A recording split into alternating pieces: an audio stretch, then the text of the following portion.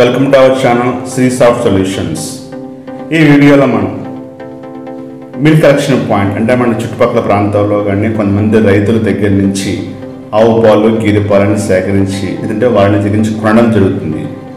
వాళ్ళకి ఉన్న వాళ్ళ పాలలో ఉన్న మిల్క్ ఫ్యాట్ లేదంటే లాక్టో పర్సంటేజ్ని బట్టి పాలకి ధర ఎంత అని చూసి వాళ్ళకి డైలీ కానీ వీక్లీ కానీ మంత్లీ కానీ పేమెంట్ అనేది చేస్తూ ఉంటారు. అదేవిధంగా వీళ్ళు మళ్ళీ తిరిగి ఆ పాలను సేకరించిన పాలని లేదంటే కొన్న పాలని తిరిగి మళ్ళీ వేరే వాళ్ళకి అమ్ముతూ ఉంటారు. ఈ విధంగా మిల్క్ కలెక్షన్ పాయింట్ కానీ చిన్న చిన్న డైరీ ఫార్మ్స్ కానీ మెయింటైన్ చేసే వాళ్ళకి ఉపయోగపడుతుంది. ఇది ఏ విధంగా ఉపయోగపడుతుంది అనేది మనం ఇప్పుడు వీడియో చూద్దాం.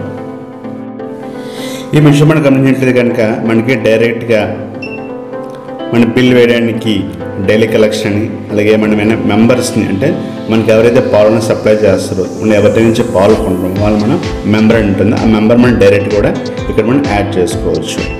అదేవిధంగా మనం రేటు డైలీ మార్నింగ్ ఈవినింగ్ షిఫ్ట్లో మనం ఈ రేటు ఫ్యాట్ పర్సంటేజ్ బట్టి లేదంటే లాక్టో పర్సంటేజ్ బట్టి కూడా మనం రేట్ అనేది డిసైడ్ చేసుకోవచ్చు. అదే మనం మార్నింగ్ ఎలాగ మనం కలెక్షన్ చేస్తాము పాలు సేకరించడం లేదా కొనడం చేస్తాము.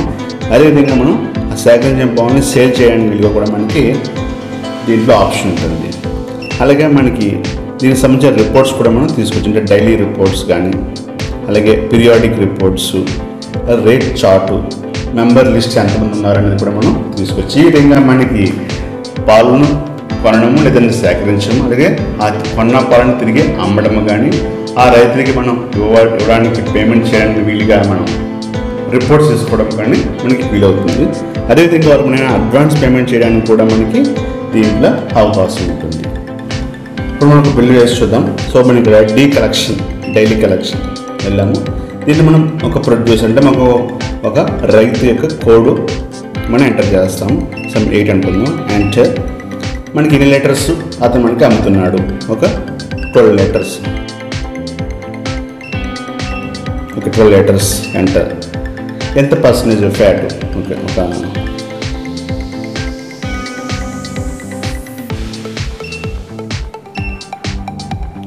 2.5 ఉన్నది ఫ్యాట్ పర్సంటేజ్ వేయడం జరిగింది. ఇప్పుడు మనం డైలీ కలెక్షన్లో అడిగినట్టుగా ఇన్ని లీటర్స్ అనేది ఇవ్వడం జరిగింది. అలాగే ఫ్యాట్ ఎంత పర్సెంట్ అనేది ఇవ్వడం జరిగింది. సో మనం ఎంటర్ కొట్టినట్లయితే కనుక మనకి ప్రింట్ అనేది వస్తుంది. దీనిలో మనకి ఏం కనిపిస్తుంది, కలెక్షన్ రిసీప్ట్లో date evening shift. So morning ఇది మార్నింగ్ షిఫ్ట్, ఈవినింగ్ షిఫ్ట్ కనిపిస్తుంది.